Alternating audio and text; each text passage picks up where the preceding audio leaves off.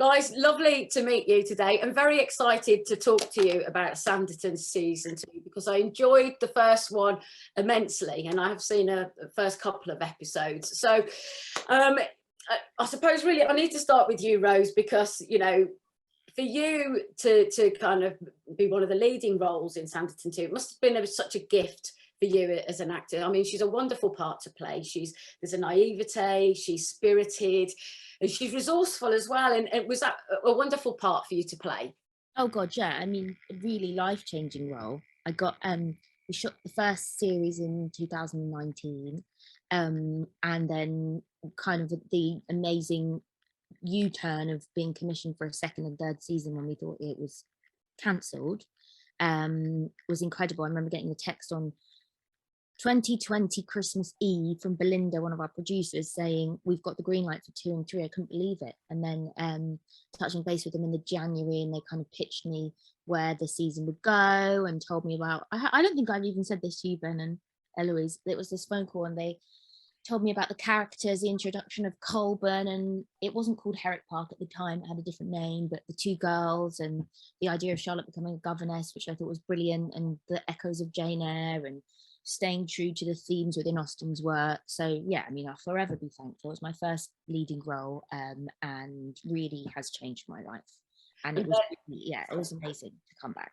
Ben, Eloise, to be invited to be a part of Sanditon 2 must have been a very exciting opportunity. But Ben, if I can ask you first. Yeah, it was. It came around in an amazing serendipitous moment in my life where I thought I was going to be doing something else, and that very kind of dramatically overnight fell through. And for various reasons in my personal life, it all felt very intense and scary. And Sanditon very quickly came along and kind of saved the day in such a kind of exciting way, because it wasn't just a job. It was this amazing part that the kind of part that I've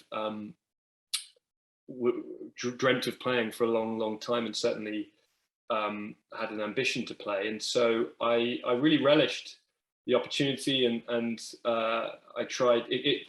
The way that the job came about and that start meant that I really, hopefully, kind of appreciated and valued playing it even more than I normally would, and that relish hopefully comes across in my performance, and also the kind of vibes that we had on set. I just think there are a lot of people who were very excited about being there, because there are either people who never thought they'd get another go at this role, or there were people who were hugely excited about joining such a kind of exciting series.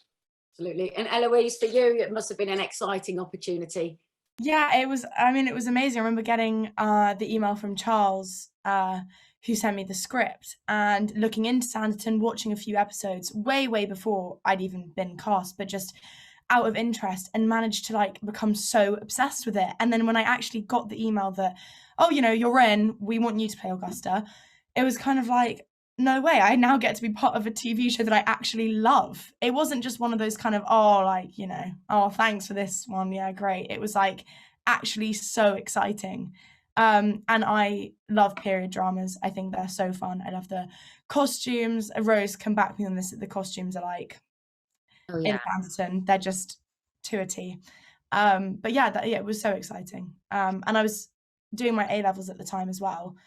And I was like, it was a no-brainer for me. I was like, I have to do this. I have to. I'm not going to choose one or the other. I'm going to do both. And I'm so happy I did.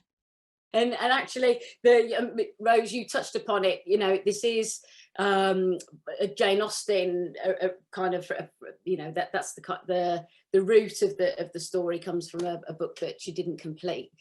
Yet the series is, it really feels authentic in the sense that, you know, the themes and her sensitivity to the writing, yet it's very contemporary. It's something that contemporary audiences can enjoy as well. Is that something that all of you really enjoyed from you know, the scripts and how well that they were written, really? Yeah, I mean, absolutely. So Andrew Davies wrote the majority of the first series and was a overarching producer on season 2, with Justin Young as our leading writer, and Justin made it very clear that he was very committed to infusing themes within Jane's works, at the same time honouring the characters that were created across the first series, and then injecting these new characters that again brought forth more themes from Austen's works, and also to make it kind of, I think one of the goals for the production was to make it kind of a sort of dynamic Regency, you know, show. We've all seen the success of Wonderful Bridgerton. Again, we're very different shows, but there's obviously this kind of collective interest in the Regency period. I mean, it was such an interesting time. There really was tabloid press, like we see with Lady Whistledown. There were kind of new thinkers coming up with different business models. It was this space in between. I always loved Tom Parker and his ingenuity and vision, at the same time as the oppressive kind of societal pressures on women that Jane Austen obviously left behind, her legacy of exploring and challenging those sort of expected whatever, when you know what I'm trying to say. She was a feminist essentially. So what I'm trying to say is, yeah, I mean, how about you guys? How did you feel about the scripts and the connection to Austen and the themes and the arcs? Yeah.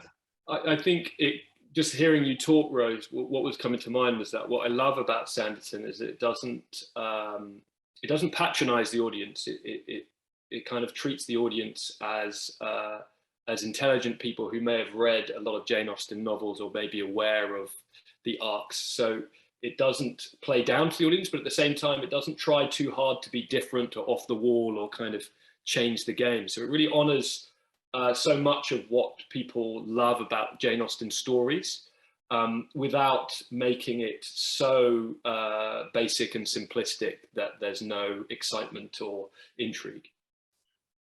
Yeah, exactly. And I think what I really love about, you know, all of the characters, and again, that I'd like to, you know, for you to talk to me a little more in depth about yours and its progression, is that they have flaws, they are three-dimensional, and, you know, and very relatable. They all have characteristics that, you know, we have grief, you know, we laugh, we cry, you know, there's sorrow, and all of these themes are within the show, aren't they, that I think we can all relate to as audiences. Eloise?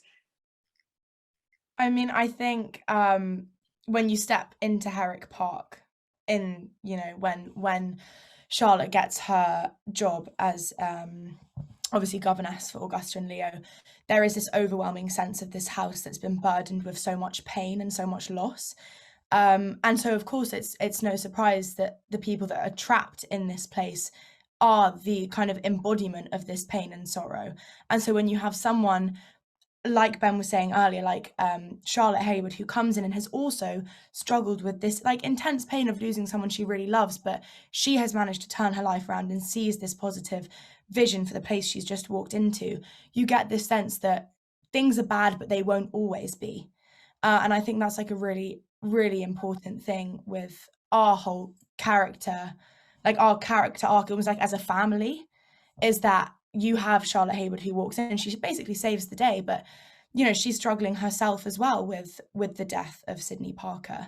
And it kind of goes to show in such a lovely naturalistic way that it's okay to be sad, and it's okay to struggle, and it's okay to have angry outbursts and cry, because realistically, at the end of the day, when you forge a connection with someone, as these three characters do so strongly, you know you're going to have people there for you. I think that resonates. You know, we were talking about things that transfer all the way from this period so long ago to the 21st century now, and that's something that will always resonate with anyone, is how to come over particular battles and issues that everyone faces always. Yeah, I think that's really well put. And if anyone who's read any Jane Austen novel, and I speak as someone who's read the first 10 pages of Pride and Prejudice, so I think I know what I'm talking about, guys. It's very clear that it's satire. She's trying to hold up a mirror to people of her time and show all the kind of the vanities and the kind of silliness and the ironies. And I actually think if you if you held up a mirror to our society now, not much has necessarily changed with the characteristic types. You know, the girls were just talking about how they're watching Love Island, and I don't think that the behavior on Love Island is necessarily any different to the behavior of any Jane Austen novel. Certainly the first 10 pages I've read of Pride and Prejudice, you know, the same. That's Andrew Davies. That's Andrew Davies. I got a question today about, oh, it's been compared to Love Island. I'm like, Andrew, in a junket in 2019. So, sorry to cut you there, Ben, but just, no, do. He basically, Andrew went, well, I suppose you could see it as a sort of Regency by the Sea Love Island, and the press just took it, and he was sat there like, whoa. It's true, isn't it? Because just I was watching it over someone's shoulder the other night, and Sure you are, Ben. Wink, wink. I was watching. I was reading. Over someone's shoulder. I was reading Pride and Prejudice at the time, but the 11th page, and the storyline that was going on of kind of essentially a lot of characters who are like, I'm too proud, I don't know my own emotions, and kind of Goldman.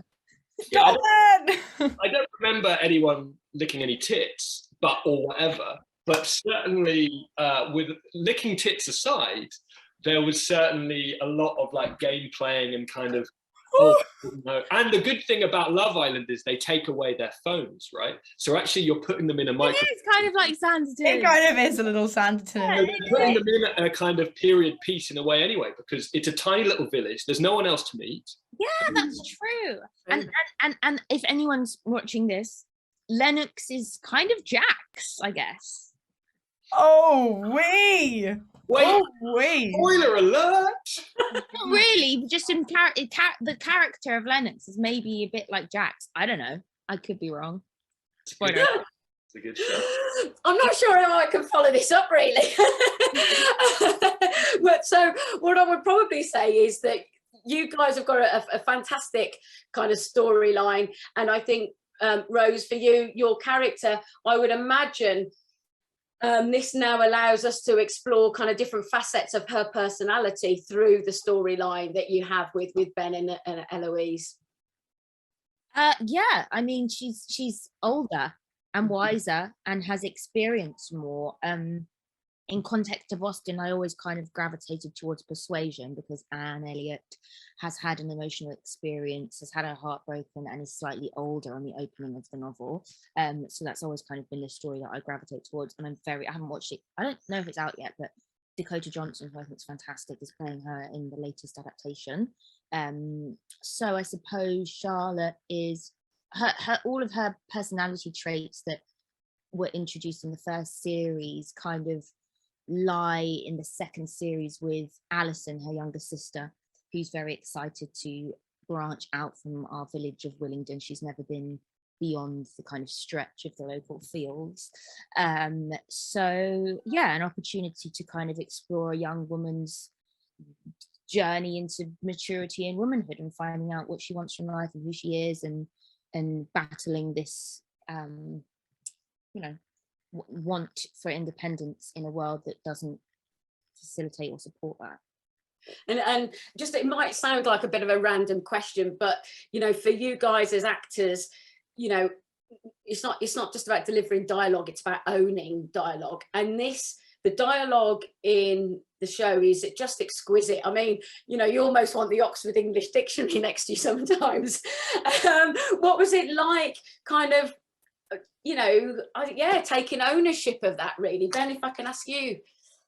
Yeah, well, I think I've said in an interview before why I'd always dreamt and had an ambition to play a Jane Austen character or Jane Austen-like character is because there is so many levels at play that it's not just the words you're saying, it's what your eyes are saying, and then what your physicality is also saying, and then the subtext of that.